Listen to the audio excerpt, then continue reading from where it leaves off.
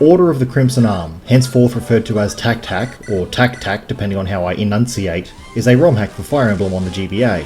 The best Fire Emblem ROM hack if you ask me. It's better than several actual Fire Emblem titles. I encourage you to play it yourself and draw your own conclusions, but for me it's a mix of pragmatic characters, an interesting story, gameplay that pushes the GBA Fire Emblem experience just the right amount, and some damn good music.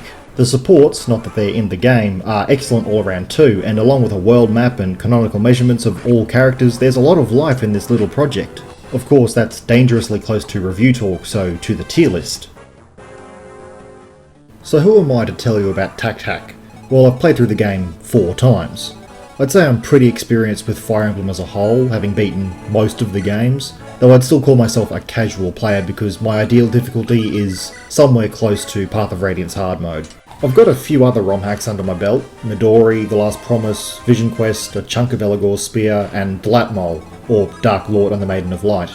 I think I've got a good head on my shoulders. Now, how do I grade my tier list? You'll notice I don't have a C tier because, as I understand, all units in Tacthack are supposed to be endgame viable, either by impressive bases, long-standing availability, good growths, or a combination of the three. A unit that can combine all three of these is more likely to be rated higher. A unit that I've actually used is also much more likely to be high on the list, while a unit that I haven't used, typically because they come later and don't fit into the team I've assembled, will be lower on the list. Deployment slots are a thorny issue. You just don't get enough slots to use all the units given. Placement in the tiers doesn't mean anything. They'll be going up there in recruitment order. Assisting in quicker map clears is a boon, but not to the extreme of low turn count, especially not because there's no warp staff in Tacthack. There will also be spoilers, mostly boss fight spoilers. Just because I refer to important story events with silly names like Mr. Surprise, the Orc Horde, and War Boss Your Guts doesn't mean you're not going to get spoiled if you're paying attention. The most pertinent information I have is probably the growth list, which is in the description. I think that's everything, so let's get started.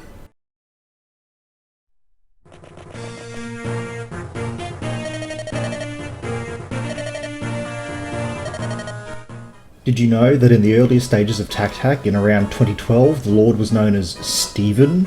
Yeah, Grand Hero of Ostrike, the Queen's consort, Stephen. I'm grateful for the name change because I don't know if I could bring myself to use a bloke named Stephen. This is Stefan. His name is Stefan. Harden the fuck up, Stefan. Algimas, thankfully, is a rock-solid unit. A blonde Lancelot accompanied by a blue-green-haired dude. Where have I heard this before? One interesting thing about Algimas is he can one-round that pesky archer on Chapter 1 if he gets a strength level up on the prologue. Quite handy for ensuring your healer doesn't get shot while you approach the boss. Generally an early strength level up leads to snowballing anyway. At the start of Chapter 5 he'll get Auspice, a lance effective against cavalry and armours. Much better than a standard rapier with its weapon triangle disadvantage, though you do have to watch out for axe calves. His promotion bonuses are quite good and he gains axes, which comes in pretty handy, but once he gets Rongomayat, he will be an absolute wallbuster, capable of taking multiple hits from all targets and fighting at 1 to 2 range. He also apparently wears weapon repellent because oh boy can he dodge. You can cap all of Algimas' relevant stats, give him a strong A-rank support buff, and he'll still be absolutely no match for the final boss. Not something unique to him, just more of an indictment on how much of a big dude the final boss really is. I'm pretty sure you have to give him a body ring if you want him to double the final boss, for all the good it'll do. I'll admit I tend to weigh Lords more highly than most would because they are mandatory, they have to be deployed in every map. However, Algimas is definitely good for more than just seizing. If you want Mr. Surprise killed dead, he is your best bet. S tier for old Algi. I've heard he can suffer Ike syndrome where he just doesn't gain any strength, but like Ike, all you have to do is have a little bit of faith and he won't disappoint.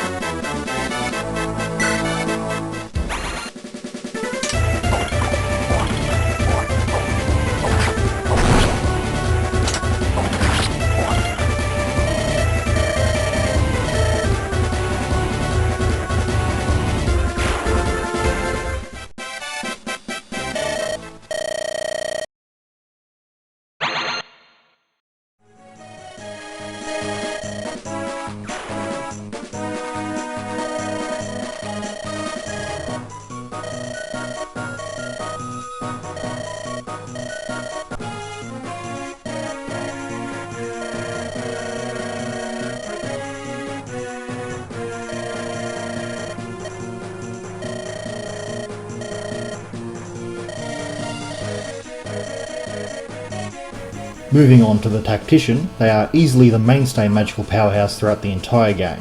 While they may end up lacking in speed and they will definitely lack in physical bulk, they will excel against mages and units that can't counterattack. You are actually encouraged to customise your Tactician's avatar, understandable because the initial concept of Tacthack is in the name, tactical hackatical. Like Algimas, in Chapter 5 they get their first preference weapon, Celia, which is strong, slightly inaccurate dark magic with a range of 2 to 3 tiles. The low hit stat on the weapon is a problem, even with the Tactician's good skill stat, but the 3 range gives the tome enough utility to be well worth using. Enemies never reliably carry 3 range weapons, making Celia somewhat risk-free to use. They actually get a second preference weapon, Prudwin, but it's not that much to write home about. It's just strong dark magic, apparently effective against wyverns, and it's potentially outperformed by the Dark Brave tome Fenrir that's available around the same time, and for some reason I can't figure out Flux.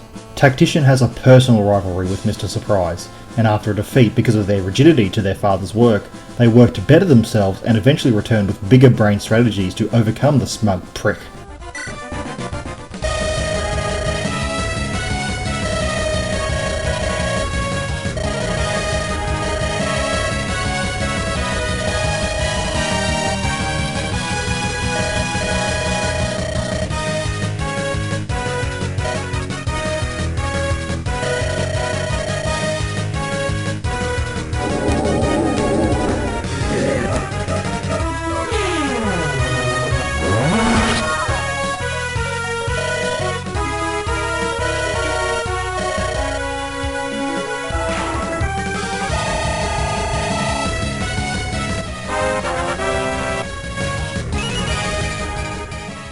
Yeah, wipe that smile off your face, fucko. In their final showdown, which is not really the Tactician's moment, you'll want 31 to 36 HP to survive the fight. Good thing Seraphobes grant 7 HP. If you want them to fight the final boss, you'll want a minimum of 51 physical bulk. Thing is, even with all relevant stats capped, that is a super losing battle. The final boss will tell you that. Tactician is S tier, easily, in all aspects. Best self-insert in Fire Emblem. The way they face adversity and overcome it through self-improvement, gold star.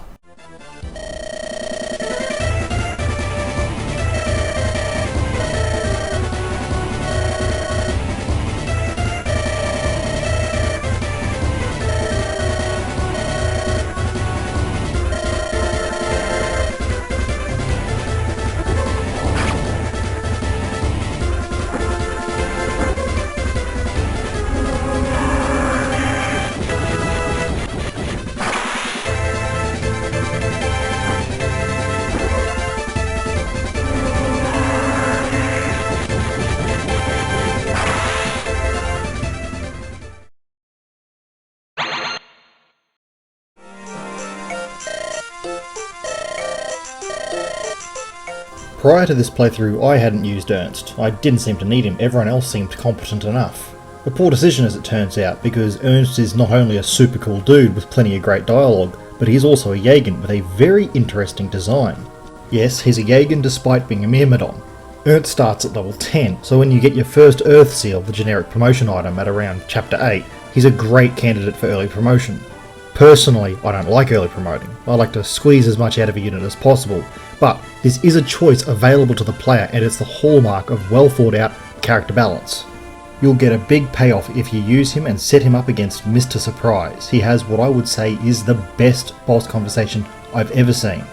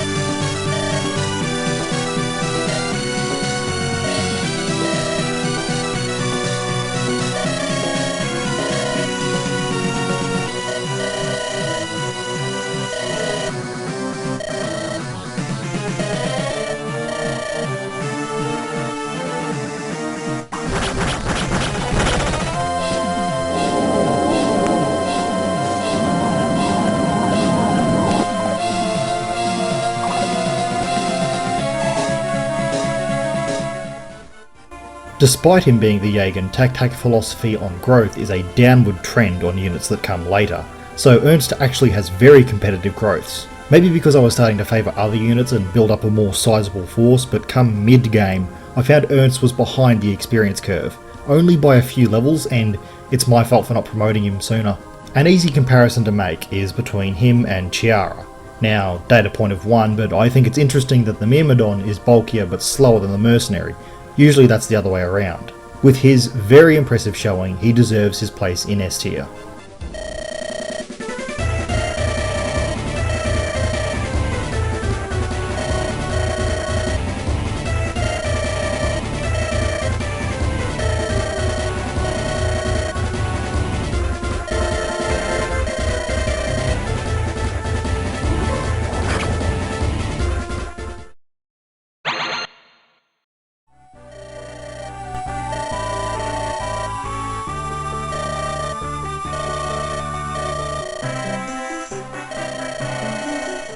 Kurtis is a weird one. I had a big case for him being... Wait, don't you think he looks a bit like Siegfried? Sorry, a big case for him being C tier. My main argument is redundancy. You have a Lance Lord you have to deploy every map. Why do you need some other schlub with a lance right from the get-go? What's worse, Kurtis starts at E rank lances, which if Algimas does as well, he'll be fighting enough to get it to D rank once you get the Javelin in Chapter 2, whereas Kurtis probably won't. However, his bases and growths make him look like quite the frontliner. A lot of meat, good strength, and the second best defense growth in the game. Kurtis absolutely contributes, well, in theory, in the early chapters where you can count the playable units on both hands. His supposed tankiness also suddenly falls off a cliff without any growths. If he gets a sorry level up, I can certainly justify a one-way trip to the bench. B tier.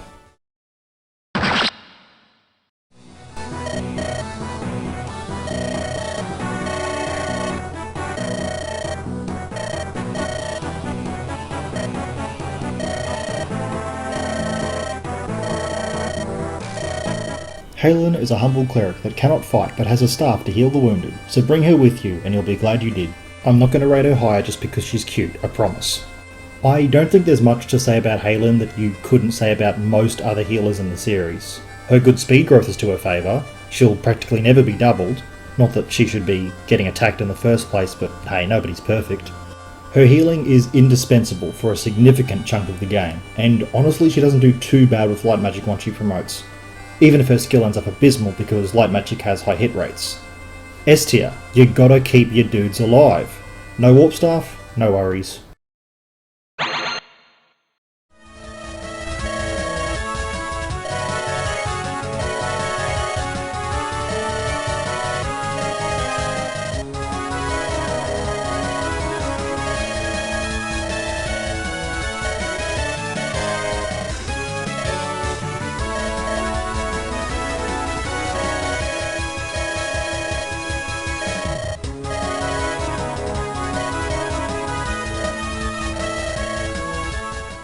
Martel is fine, not a unit I've used much, but he's a very standard Zerker type. If you ask me, if you want an axe unit with 80% HP and 60% strength growths, there's my absolute favourite unit in the game instead.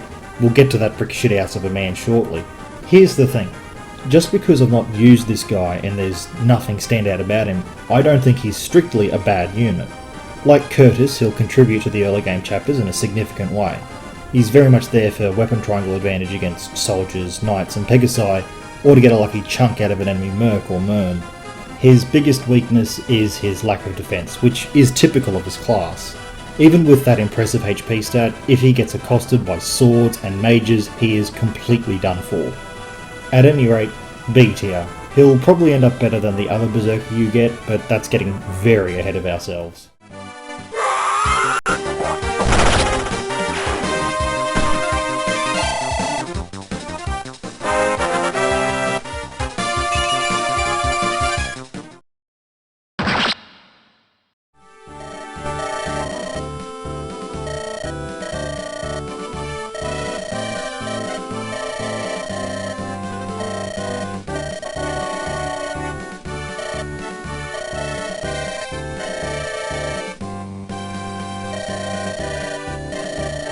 How does Aceline measure up, as it were, as a unit? Well, poorly. She's an Armor Knight, which means she has 4 move, which holds back the class as a whole. Attempting to alleviate this, Knights get bows as well, and bows grant roughly doubled experience gain. Her growths are all around good, very much standard Armor Knight fare. Aceline has a lot of advantages, but I don't think they're enough to make her competitive, especially considering she competes slightly with Boleslav, who we'll get to in a moment. Yes, you'll need to use them both to get out of early game hell, but after that, see how she goes. I find I'd bench her in a few chapters. Is she unique? Yes and no. Armors rarely get to use bows in the series proper, but she's not the only knight available. Compared to Oswin, Gilliam, and heaven forbid Kevin from The Last Promise, who can all excel because their games can be favourable to them, I don't think Tacthack is designed to be favourable to Armor Knights. Aceline is B tier.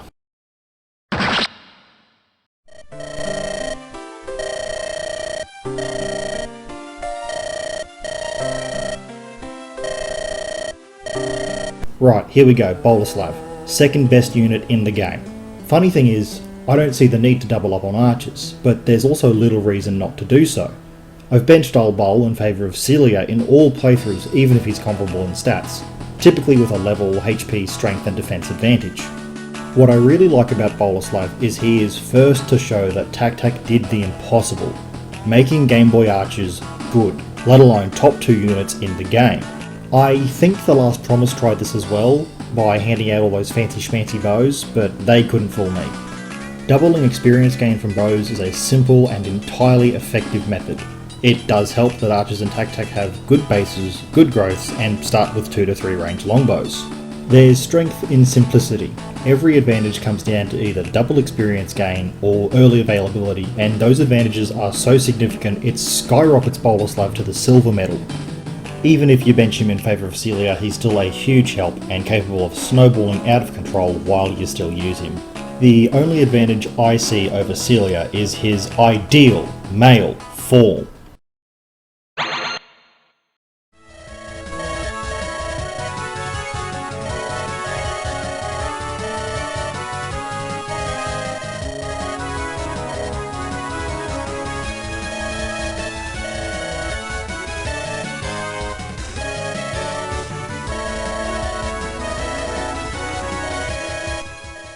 Negu, more like Negu. Bad unit, B tier. Let's get to the good shit with my boy Gerwulf. Gerwulf is... fine, I'll talk about Negu. So, Cavs were split between light Cavs, which are the regular lance sword fellas you know and love, and heavy Cavs that are axe and sword. Light cavalry promote to paladins, and heavy cavalry promote to great knights. So when you get a light cav and a heavy cav at the same time and see their base stats, it's very easy to get the idea that one will be more well-rounded, leaning towards speed, and the other will be a good unit. No, that's not fair. Objectively, Gerwulf is a bad unit, but I'll be honest, Negu might be worse because at least Gerwulf has a definite strength. Negu struggles in her starting chapter and is likely to not get off the ground. Gerwulf is similar, but he can keep fighting enemy cavs much better if he keeps using vulneraries. Paladins aren't the normal game stompers you expect in Tacthack. For one, they don't have axe proficiency unlike Great Knights. Come endgame, Lance and Sword as a weapon combo is going to struggle against all the enemies that pack 2 different silvers. What is Negu good at? Nothing. I'm really struggling to see the advantages of what is supposed to be a mobile, versatile unit that struggles in physical stats. She might deserve a spot in C tier, but I don't have one, so B tier it is.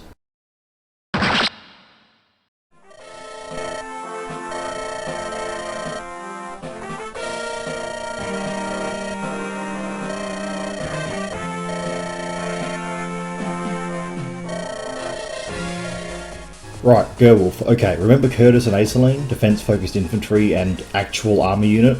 Well, forget them, because you could have what either of them have, except on a horse with Gerwulf. Look at these stat blocks. They're bad, right? Except this last one, where he decided he wanted to go very fast, about 7 points above average speed. Gerwulf is one of a pair of units I affectionately refer to as Super Axe Bros. Bulky, hard-hitting dudes with axes and mounts that have an upper limit on their damage output in relation to one-round kills. This happens around chapter 21, so it's not really a big deal.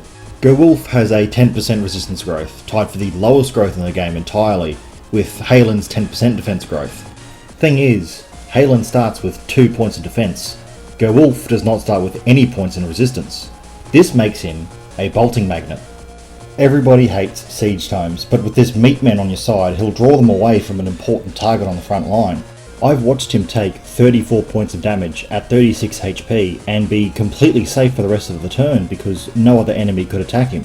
Come endgame, he can really struggle. I've seen him get doubled, but against physical threats he just won't die thanks to his impressive HP and defense stats.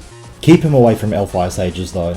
On average, at 2010, he should have 5 resistance, not 4, for all the difference it would make. My boy is A tier and I won't hear arguments to the contrary.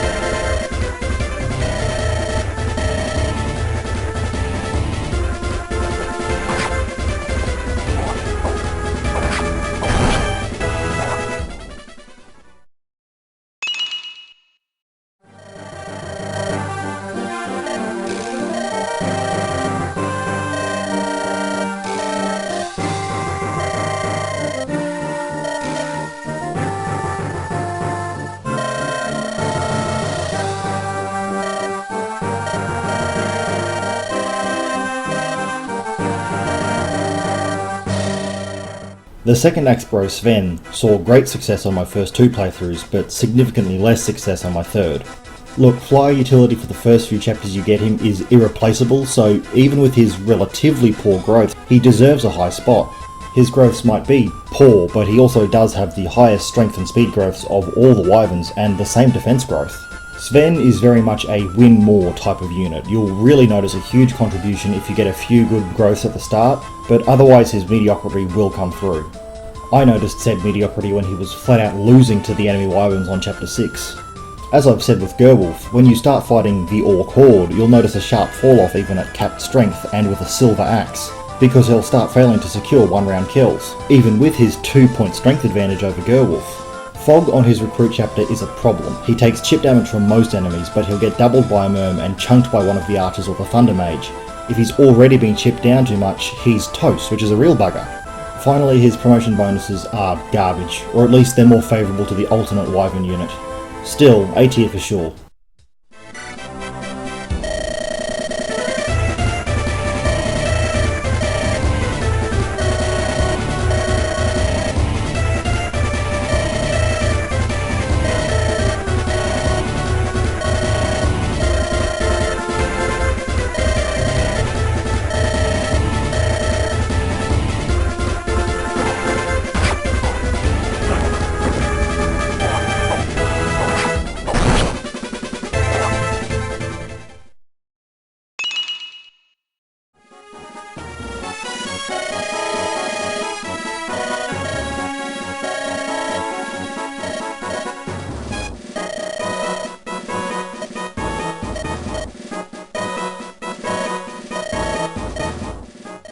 Beatrice was a unit I very much ignored after an unimpressive showing in my first playthrough. I thought she might have a place in the main team as an anima mage, but her mediocre bases and 35% magic growth is almost crippling. Her base speed is the best thing about her, more than enough to double some of the slower enemy units like archers, fighters and other mages in her starting chapter, which definitely keeps her from being counted as trash. I find Anima's new effectiveness, where fire is effective against cavalry and thunder is effective against armors, doesn't tend to apply in any significant way. For her contribution of chip damage and 1 to 2 range versatility, even if she'll need healing after any hit, I'll bump her up from my initial thoughts of placing her in C to B tier. I suppose there's a thought process that her automatic A support would give her the extra strength to contribute in combat, but it takes several chapters to get that A support recruited.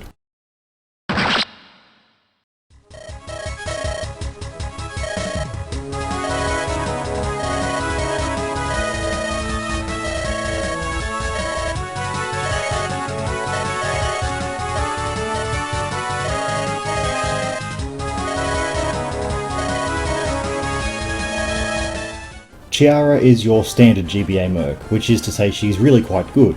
Chiara is why I didn't use Ernst on my first playthrough. Of course, I didn't know for certain I was going to get a merc, I just had a suspicion. and with an impressive showing in her recruit chapter, I decided I'd stick with her. It's an easy decision if you like chocolate at any rate. Promoting to use axes, mostly hand axes, isn't that big of a deal because every ROM hack ever nerfs them. Much less so for Tacthack, but still they're not really all that impressive. Really, you can sum her up with Mercenary is as Mercenary does. Fast, somewhat durable, she even remarks that she's a good choice against all those Wyvern Riders in Chapter 6. Just watch out for when said Wyvern Riders promote to have Lancers. A tier, arguably S with the success I've had with her across the first 3 runs, but definitely waning as of the latest. Now, while her strength refused to budge for several levels, her speed kept her useful, and if that's starting to bug you, she is a good candidate for an energy ring. Still, 21 with 12 strength is less than you'd expect with a 40% growth. A few times now I've heard her referred to as Female Raven because her stat block is copied, but their stats are different by a point in places. Their growths are quite different, and Chiara isn't the only competent offensive force except the Jaeger in the army.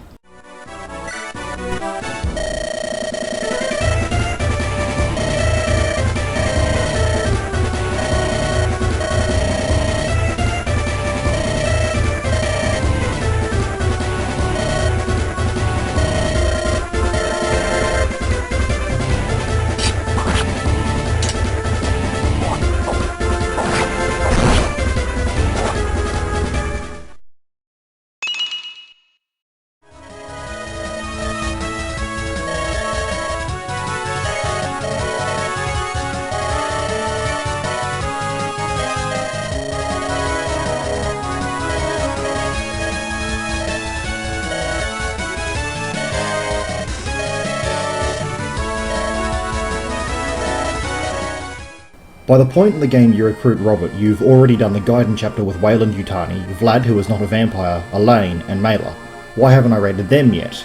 Well, I'm going off the order on the growth list. I bring this up here because really Mela is going to be compared to Robert, given you control her first, if briefly. Now, I prefer Robert enough so that I even bothered to promote him, something I never did for Mela. On growth, he's also more offensively focused, dumping defense and resistance for better growths in strength and speed. Speed's important, he's a thief. Mela starts with better stats, but at a higher level. Who you use depends on who you like. They both contribute about as much in their first chapters, skimming the tops of axe users and chests alike. Unlike Mela, Robert's first chapter is a tough one, so you'll be glad to have the extra sword. He's a pretty ideal thief, highest growth and speed, decent HP and strength, so he's not frailer than Marques Uther in the advanced stages of osteoporosis, although with Bobby's 10% defense growth that might not be far off. His base 7 defense and resistance sets him up quite nicely. 7 resistance is 7 more than other units are going to have at this point. Just be careful with him, don't expect him to come off best against a Knight or Pegasus. Tacthack thankfully doesn't lean too hard into requiring thieves every goddamn chapter like most other ROM hacks do. Deploying a potential liability once every few chapters is much better than every single chapter. Looking at you, Vision Quest and fucking Elagor's Spear. Flatmole, you're cool, even if Ronnie never broke double-digit strength. Right, I should rate him, hey. A tier? He's not going to contribute to quicker clears, but hey, he can steal the Iron Rune.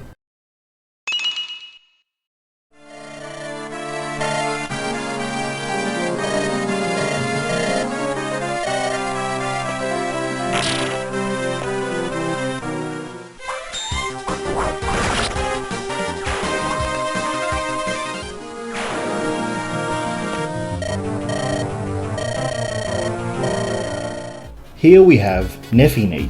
See, she's a soldier like Nefini, but she also inexplicably displays grug strength like Effie. Not statistically, but given I tend to snub Kurtis, Aceline and Negu, Nilda is my lance unit of choice. I am a sucker for playable soldiers, as are ROM hacks as a whole, and Halberdier is a fantastic frontlining unit. Nilda does have a few weaknesses. Her con is a bit low, but unlike Kurtis, her D rank lances means she can chuck javelins from the get-go, even though you'll not have a spare for her. If you can't get her a level on her recruit chapter, or she doesn't gain strength with that level, she's not going to be one-rounding the opening enemies on chapter 8. She can survive a hit from a soldier and an axe cav in the one turn and be okay, so at least she's not squishy to go with lacking kill power. Another big problem is deployment slots. Ernst stole her slot, simple as that, and even then you could easily dump Nilda for a dancer. Yes, you lose out on another unit who can tackle swords with weapon triangle advantage, but I found Ernst performs just as well against anything Nilda would. Given her poor showing in this last playthrough, I am still going to put her in A, but she would have easily made S based on my previous playthroughs. You could drop her a tier if she doesn't impress, or you're cross about any kill stealing she does before you recruit her proper, and because tiers don't matter.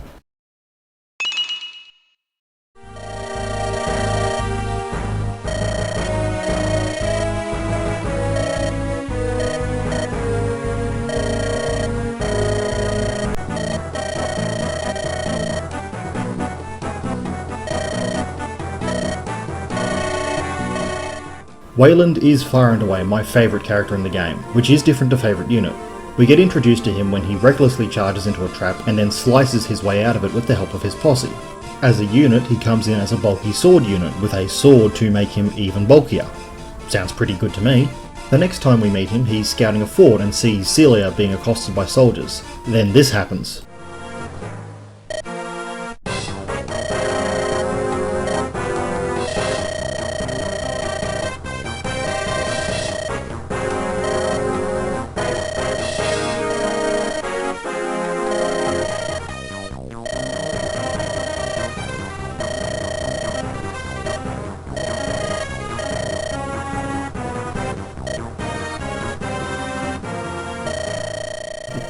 It's funny every time. Being locked to one range is absolutely fine, especially given Vlad or Celia can back him up on the 2-range front. Wayland gets a lot of opportunity to grow, getting 2.5 maps worth of experience, mostly to himself, setting him up nicely to rock out on the front line. Once he promotes, he gets a flying mount, which is all but essential for him during a handful of later chapters. He really has no weaknesses, even bows can't really bother him with his high HP and defense, and if you manage to get the Delphi shield, he can really laugh them off. His 2 preference weapons are worth mentioning. The Claymore is a steel sword that increases his defense and resistance by 1, which is more useful against mages he can't counterattack, I would say. Carwenan is simply amazing. 3 more speed on the unit with a 24 speed cap, which is admittedly one of the lower caps, is an immense help.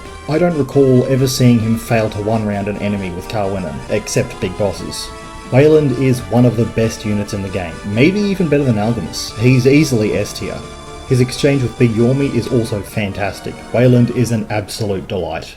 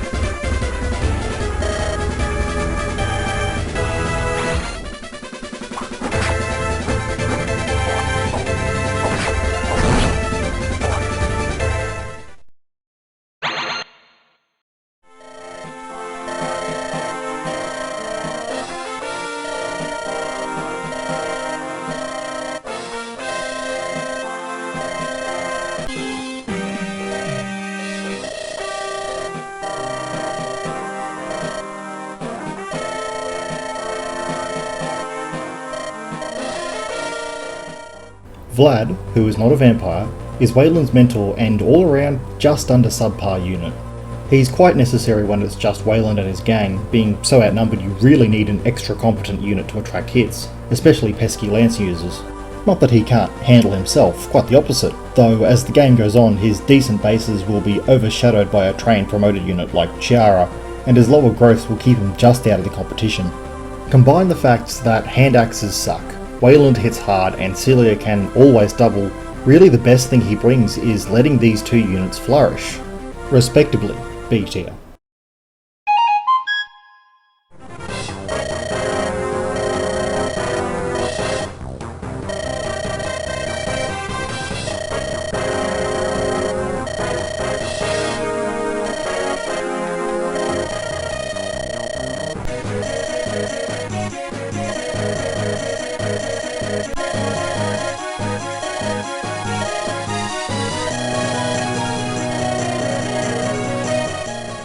Celia is the best unit in the game.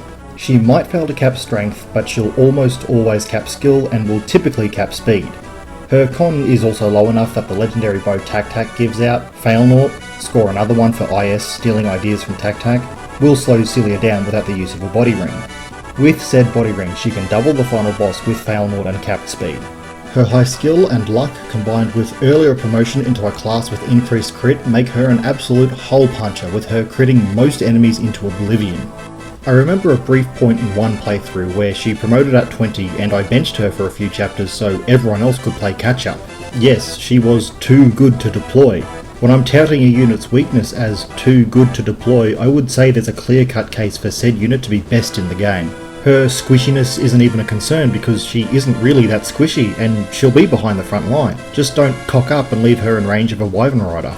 S+ tier. She is head and shoulders above the rest of the cast.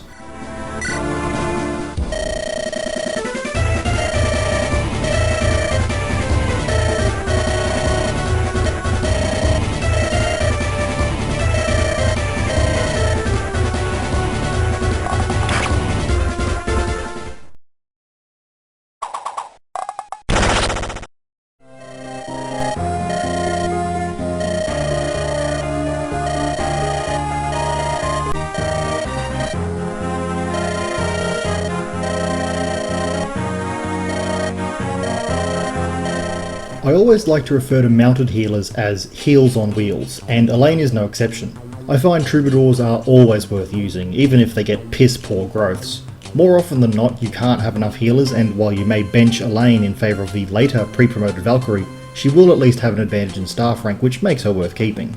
She won't be particularly fast, and she'll be quite squishy, and she might not even get a decent magic stat, but who's going to heal the healer if either healer gets stabbed? That's why you bring two, and for a while, she's the second. Staff users are too important to rate anything other than S, even with an absolutely abysmal showing. LTC tier lists would agree with me, but for very different reasons. Also, don't pit her against the final boss, she simply won't survive a hit from him, and he'll mock you for even thinking so.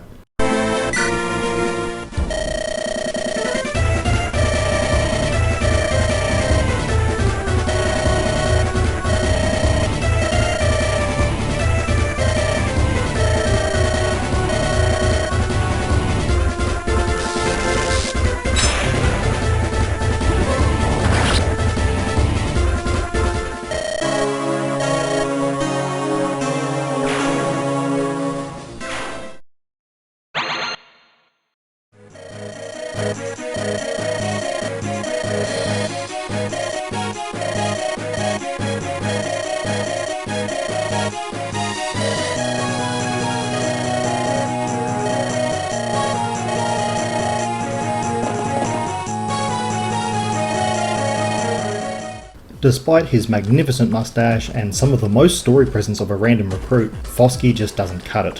Where Aceline has more well-rounded stats, Foskey is a very knighty knight. Pretty sure he calls himself that actually. He's not wrong, tied with many others for second highest HP growth and highest defense growth, but that's all he has.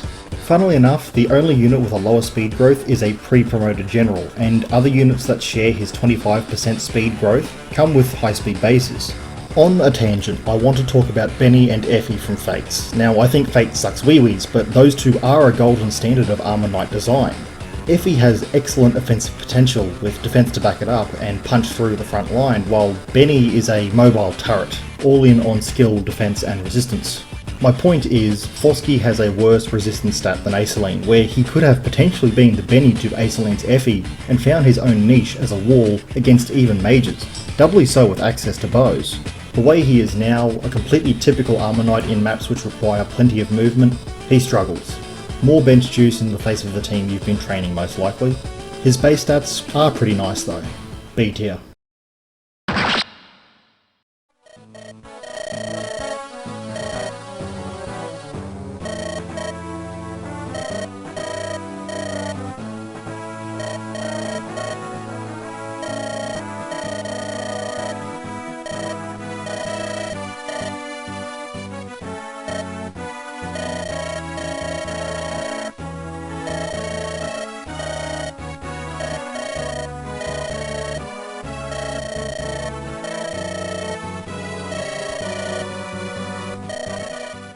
We're up to the actual Super Axe Bros now. I doubt there's a reason, but Rorick is listed before Odin, and these two units are probably the most interchangeable in the game, so I'm going to talk about them at the same time.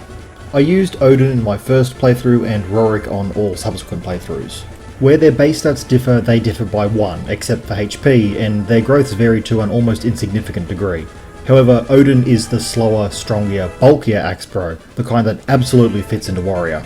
Well, if he makes such a better warrior than Rorick, why do I think he's worse? Confirmation bias, I suppose, and one of them has to be the worst unit, and maybe that 50% speed growth deficit really matters to a big wall of meat you should be hurling into the enemy. At least he's A tier, which means you can probably figure out where I'm going to put Rorick.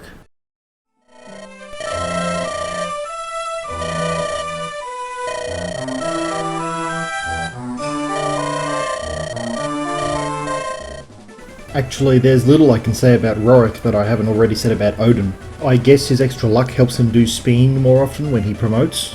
He has support bonuses with Chiara, who I also tend to use, that's a plus. I think I prefer him as a character, with a villager talking about how his 7'1" hulking mass was super friendly with farm animals and children. His conversation with Big Yorm was a surprising revelation, very much having 2 and 2 and not being able to make 4. His base 11 speed will carry him far, and I know that because he didn't hit his 50% chance across 6 levels. A tier as well. Scarcely better designed axe dudes out there.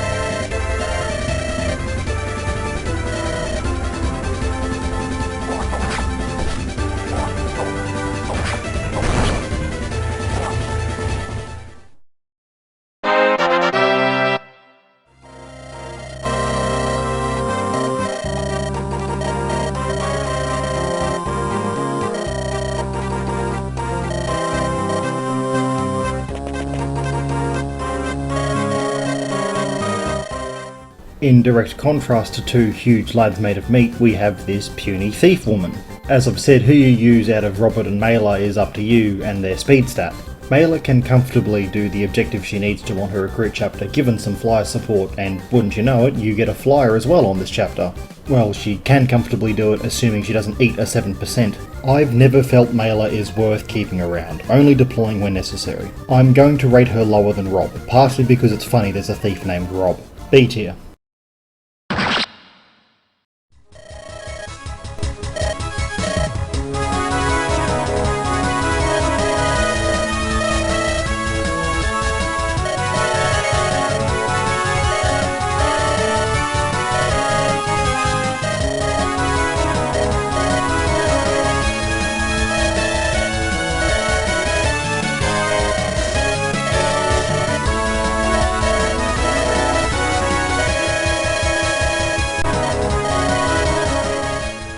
Lanny is similar to most Pegasus Knights, though she's got a good amount of physical bulk.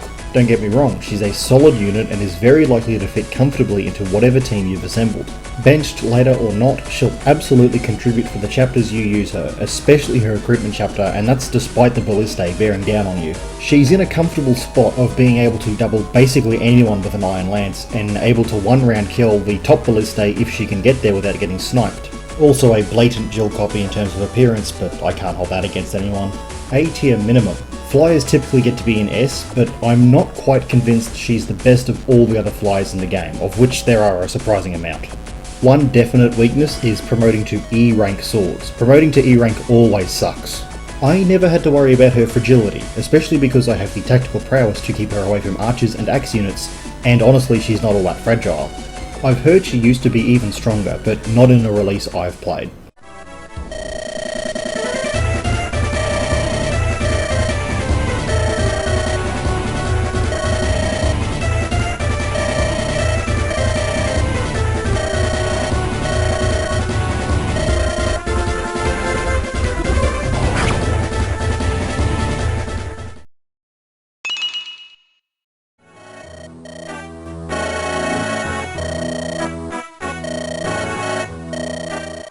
I'm running out of familiarity with these later units. By this stage I have a rather concrete team set up and it would take a lot to find space for a new unit who fills a role I already have.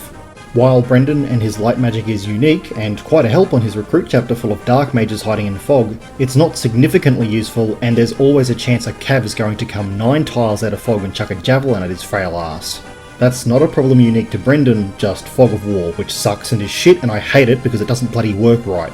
He's good for stalling mages, but he won't really be killing them. 30% magic growth with the least powerful magic type in the game is simply not good enough to compete. If you want to punch through an enemy with low resistance but high defense, the Tactician is there for your needs. I can't see Brendan doing anything better than any other mage available to you, even Beatrice, who has at least Anima's new effectiveness. Light magic does grant bonuses similar to Wayland's Claymore, but that's not enough either. B tier. I don't think I've ever used S tier light magic in a GBA game, and Tacthack isn't about to make me start.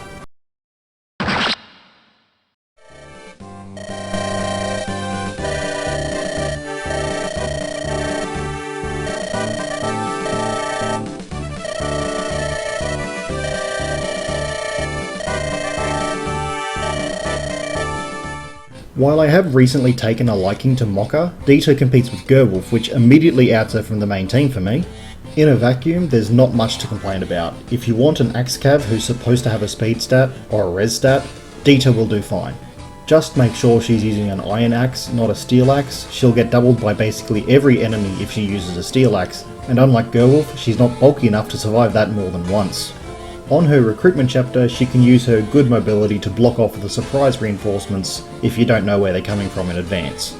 B tier.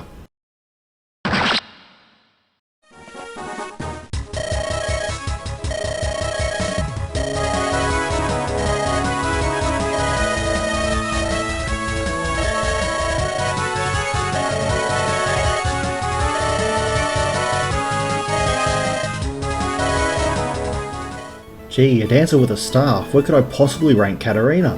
Now that staff is negligent in terms of typical tier list rankings because it's not likely to go past C rank so she can use physic, and warp staves don't exist in Tacthack. That said, you can't really argue with a staff dancer, especially not one with a very respectable base 16 speed.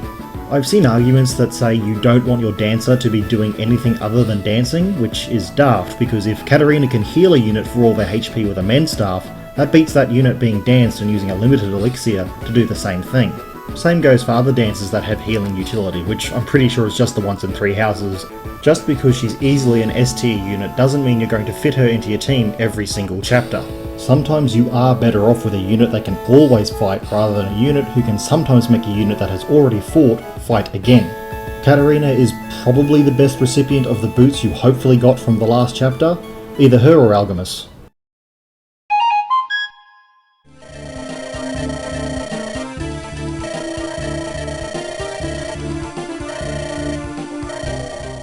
Unless I'm missing something, I really don't see a point to Aris. You already have an extremely powerful dark mage you're really quite invested in with a Tactician. I don't see why you need another one. She does have a substantial defense growth and base, especially for a mage, but that lack of HP is a huge problem. Along with her con, she's not NOS tanking anything despite her decent speed stat. The problem with defense mages is they typically sacrifice something to get there. In Aris's case, it's resistance, HP, and availability. A defense mage can work, but they'd have to be a good mage first, then have the defense stat added on, which can just ruin the balance of mages. She promotes to have anima magic, unlike the Tactician. I guess that's cool. B tier. Free Nosferatu and an extra 1 to 2 on her chapter, which can be troublesome.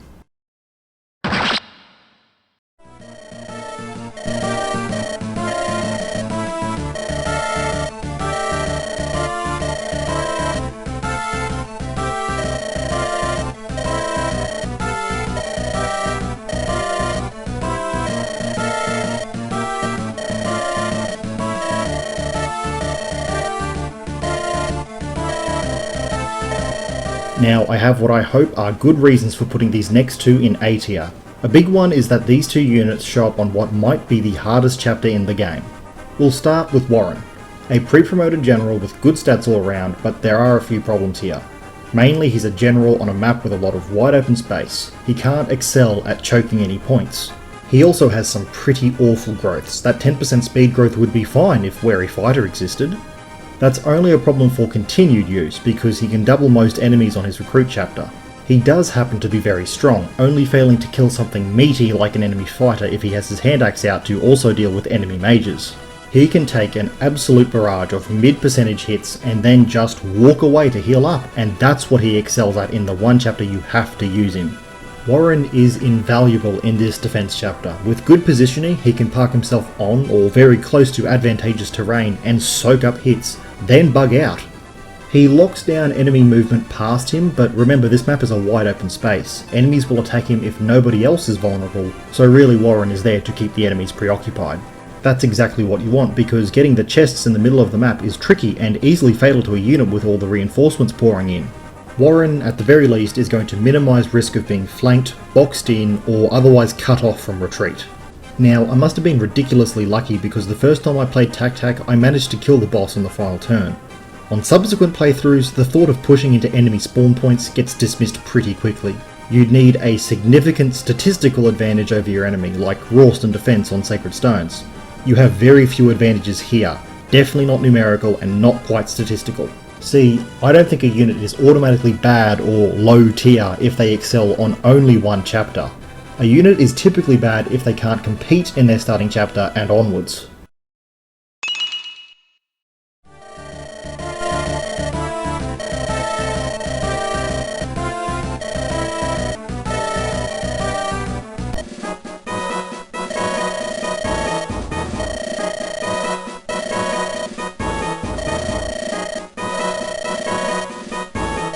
Now, you might see Frank introduce himself and wonder, what did he say?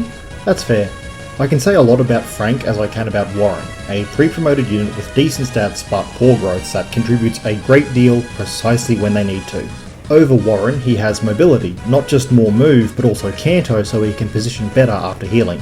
That's pretty damn important when you need a dynamic defense and can't just hold the point and cycle out frontliners that get heals in between turns. I'll say it again, an exemplary performance in one chapter is enough for a unit to be rated highly. Typically tier lists discount units that are useful for just one chapter, but I don't. You gotta beat all the chapters. A tier. Good job, Chrome Dome.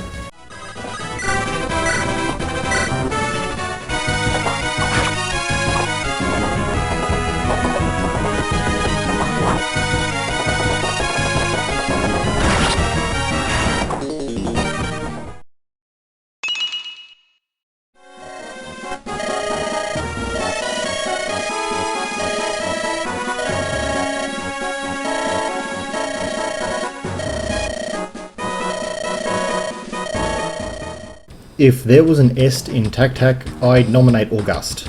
She's in the upper echelon of high growth total, but admittedly a somewhat poor distribution. Interestingly, Wyvern Riders don't excel at defense like you might expect, they all share the same defense growth at 35%. She can contribute in her starting chapter, but not anywhere near as much as Frank, Warren, or any of your trained units in your main team. Mostly she's restricted to fighting enemy soldiers if she wants to stand a chance. If Sven isn't cutting it, then it might be a good idea to replace him with August, depending on her growths in this chapter. I reckon if that luck growth was dumped by 10 points and split evenly into strength and speed, she'd be much better off. Keep in mind, I've mentioned that Sven has an upper limit on his damage. August will have that same, or worse, limit, but she's got an improved speed base, if not growth. Promotion bonuses will also favour August much more than Sven. She'll be slightly more versatile thanks to that high luck, increasing her dodge and crit, and she actually has a res stat. I think her last disadvantage is her con, but she's only at a single point deficit compared to Sven. That's 2 points of speed loss from a silver axe and 3 from a steel lance. That might be a deal breaker if Sven is within 2 points of August's base speed. Also consider that a minimum of 21 attack speed is needed to not get doubled by the final boss, and barring few exceptions, units are going to die if that man mountain doubles. A tier, especially if you give her the apples drops, though I've seen her fail to get an adequate speed stat with said drops.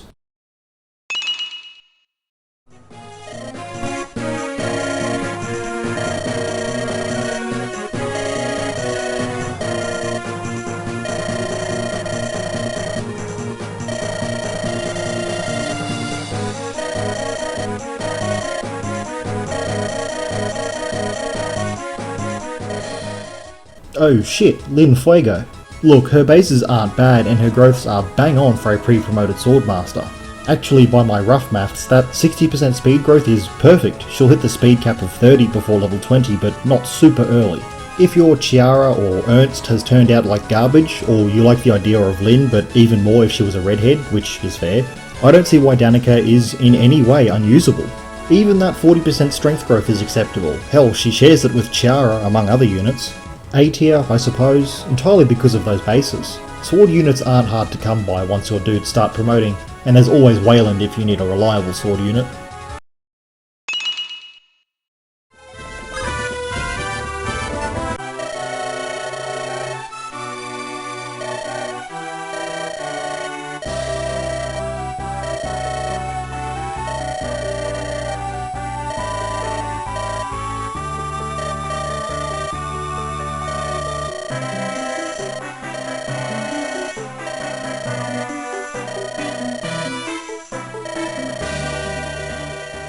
I have zero footage for Tanya.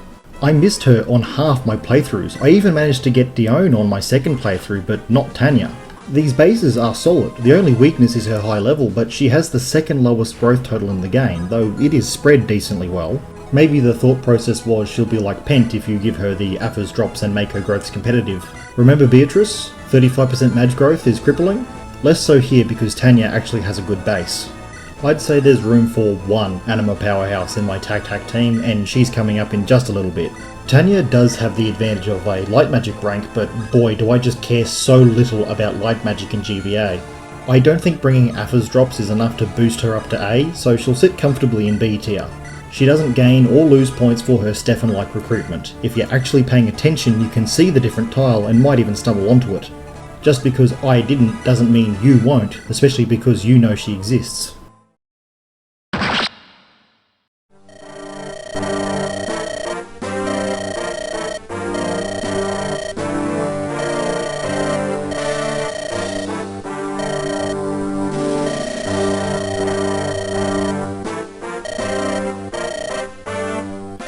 Cynthia, not that one, or that one, is your backup Wyvern Rider if you really want one, but Sven and August haven't impressed. Problem is, you'll have a very impressive Wyvern Rider by this point if you use Wayland, though I suppose he doesn't have axes like Cynthia. Cynthia's biggest weak point is her speed, only a few points higher than August's at base, but that's not factoring in the level advantage because August isn't likely to get faster quickly. Pretty cool that Wyvern Lords don't get speed on promotion, huh? Her speed is actually low enough that she'll get doubled and die if she fights the boss of this chapter. Getting doubled isn't a problem unique to her given the boss's 24 speed stat. Yeah, well, to spoil the Karga-like recruitment of Dione partially, you have to fight her, potentially with Cynthia, and really it's the effectiveness of the Wind Sword that really does Cynthia in. She'll be fine if Dione switches to a Silver Lance. Just make sure you can actually beat Dione in one turn. Cynthia comes late with totally on par bases and growths, and I can see the argument for making either previous Wyvern redundant. Here's the thing. Cynthia isn't around during the mid-game to one-shot mages with a steel axe like Sven is. I don't know what to think about the first Wyvern Rider in the game having the best strength and speed growths of all the rest. B tier? I feel like she should be higher, but I really haven't used her even as a replacement. It's that speed base and growth that drops her. Now, you have to hustle to get over to Cynthia in any timely fashion. If you haven't trained Wayland for whatever reason, you're not up shit creek entirely because she's pretty bulky and not likely to die.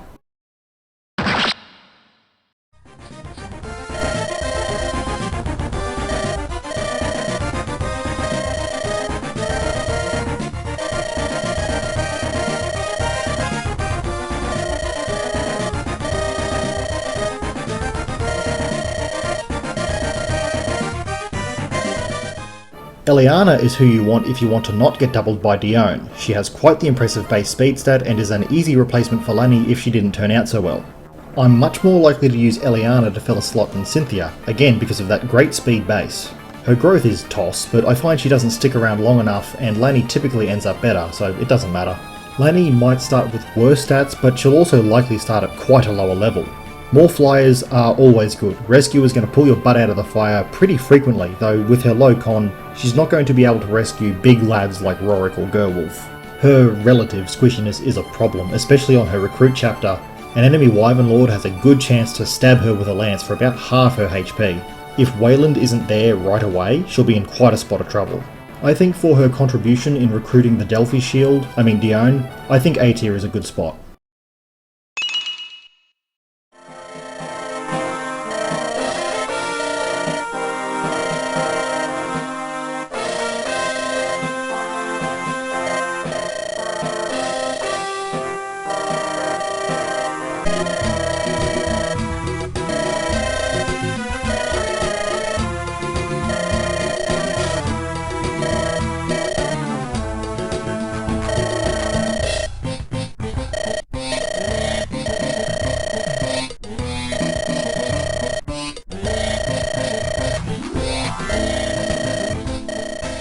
Queen Clara is the magical anima powerhouse of Tacthack. She's not always force deployed, but she does start that way, and given her presence in the story and obvious fondness for Algimas, I think she absolutely deserves a spot on the main team.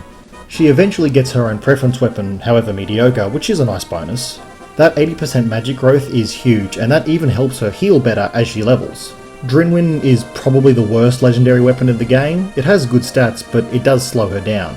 Given that she's not going to see frontline combat, she's most likely in danger of getting stabbed by a flyer when you have to overextend your position just to beat the turn limit. You know, if you keep Algimas and her together and they get an A rank before Mr. Surprise's big surprise, they'll do a nice little marriage proposal. Ain't that sweet? He does that with Lanny as well, but I'm not doing another playthrough twisting my own arm behind my back trying to keep a flyer and an infantry close together just for support ranks. At least by the time you get Clara, Algimas might have the boots and they can keep up with each other. Clara is an A tier unit easily, maybe not quite S tier.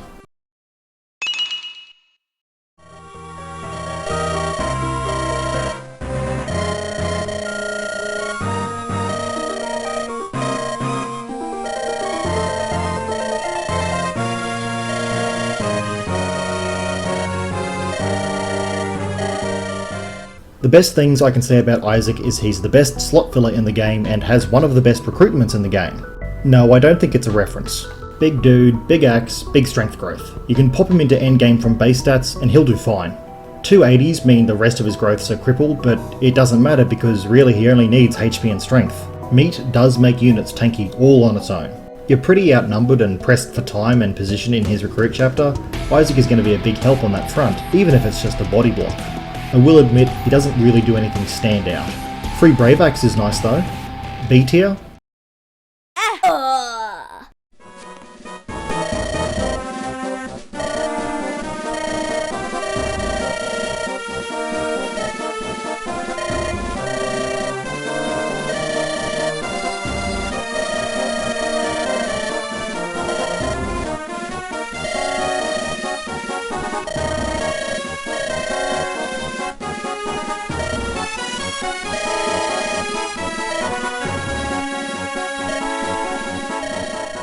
Haylyn is the only assassin in the game, which is cool, I guess. Actually, you can't recruit her if you don't deploy Brendan or Celia, but I can't imagine Tacthack without deploying Celia. You do have to waste one of her turns to recruit her proper though. She's got the lowest growth total in the game, but low growths distributed well are often better than higher growths distributed poorly. Haylyn's growths are distributed very well for an assassin, all skill and speed, with little regard to anything else because it doesn't really matter. If you were to use her, she'd cap them quite quickly while remaining weak in HP most importantly, but Seraphobes exist. She's perfectly capable of holding her own in her starting chapter and can one-round several enemy units without lethality or crits. B tier, she is horrendously squishy, but she doesn't have the Myrmidon curse of getting hit by axes all the time.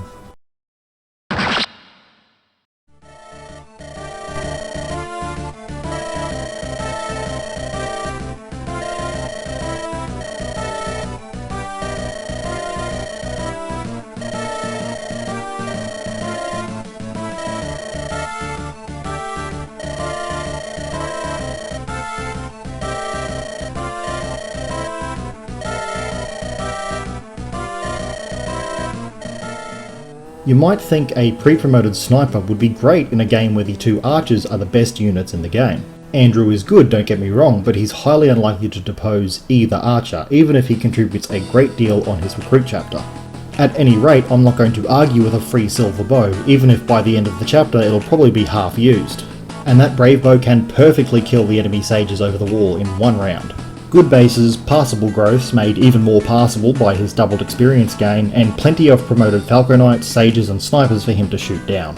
That high skill base and growth of his means he's almost certain to hit the enemy. I don't think there's a single regular enemy in his recruit chapter that he doesn't have 100 hit on. A tier, I don't think he's worth keeping on your team and having 3 snipers. 1 is enough, 2 is overkill, 3 is a crowd.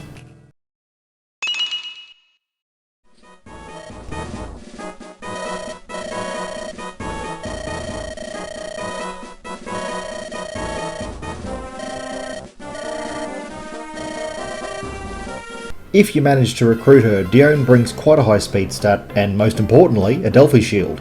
Another replacement Falco Knight or an additional one potentially, but that Delphi shield is what you really want. Give it to Wayland and laugh as he's now practically invincible. Well, how do you recruit her? I mentioned you have to fight her with either Eliana or Cynthia previously, but that's not enough. I don't think it's that difficult to figure out if you follow that thread. The problem is executing it and keeping everyone alive, including Dione in that second encounter. Her growths are great, she could absolutely contribute past her recruit chapter if you feel you need to get as much juice out of the squeeze as possible. And hey, guess what? Flyer. I'm no slave to metagaming, but it is hard to pass up that advantage, even if it's not much use in the indoor cramped castle chapter. Like Eliana, one definite advantage she'll have over Lanny is sword rank. A tier.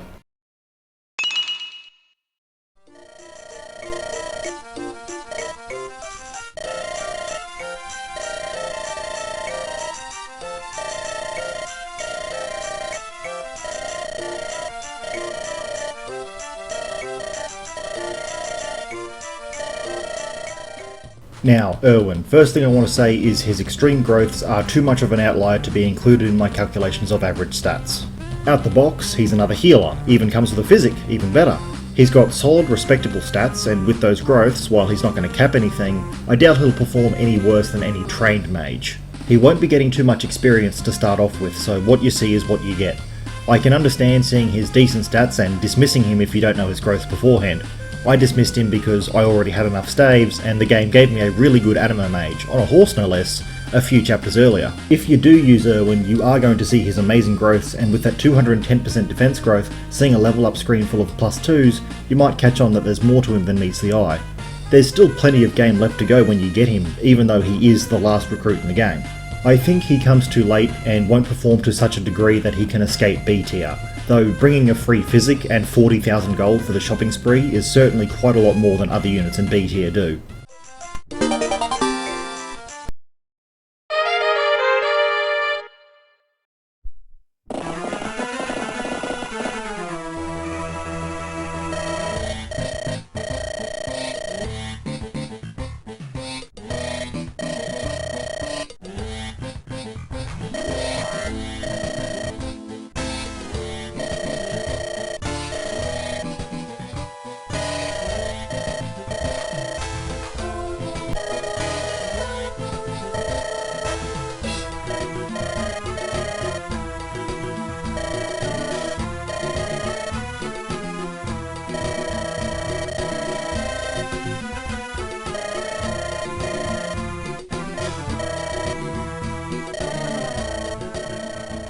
But wait, there's more. He's not on the growths list because his growths are irrelevant. Our good friend Ardin Salah. Yes, you can give your Arabic looking dude a bow and suddenly Claude becomes less unique. I totally missed the joke the first time around. I immediately filled in Lawrence of Arabia, then corrected myself to Arabian Nights. Anyway, here's your Goto. A Goto bowcav. That's cool. Sacred Trilogy did something similar, except like everything else in Sacred Trilogy it sucked and made no sense. When it comes to Ardin vs Warboss Yorguts, it's a losing fight, but at least Ardin is safe from being killed in one turn if you heal him up. Very much a death by 1,000 cuts sort of fight, but Ardin is just one man, as is Yormund. Best to outnumber Yormund and just use Ardin for some safe damage. Ardin is very, very capable and is likely to survive even getting completely surrounded by enemies on this chapter, but not twice in a row. The wide open spaces of endgame do favour cavalry because those aren't real sand tiles. Ardin's only problem is overextension and lack of strong enemy phase. He's not likely to kill anyone with his windsword beyond a crit, so it's up to you if you want something deleted on your phase or a bunch of enemy dudes badly wounded during their phase. He also can't even damage Yormund with it, stick with the silver bow. He helps a great deal during the initial punch and can soak plenty of enemies when you start to get overwhelmed. Ardin is great as a unit and as a character, even though his character moments are few and far between. Like several units before him for his excellent contribution in even just a single chapter, arguably the most important chapter in the game mind you, a very respectable A tier.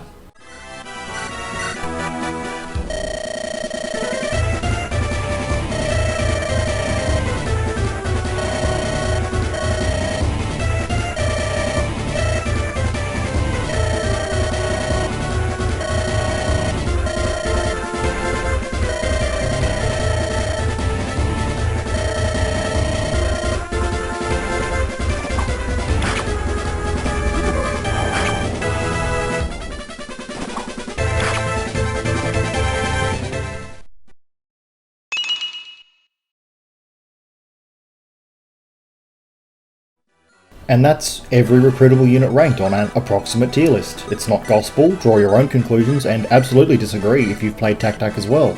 Maybe you want to be more objective and look strictly at stats. Maybe you want to be more subjective and look closer to personal experience. Maybe you want to be more definite and really knuckle down on tiers and tier placements, putting bases, growths and averages into tables and comparing everything on a big whiteboard like a big nerd. I'd be happy, it'd be great to see that level of scrutiny, but Tacthack is not in need of such a thing. Thanks for watching. I guess this was not intended to be an hour and a bit long, it just sort of panned out that way, and I just wanted to show off a lot of Tacthack, which was the impetus for creating the video as a whole.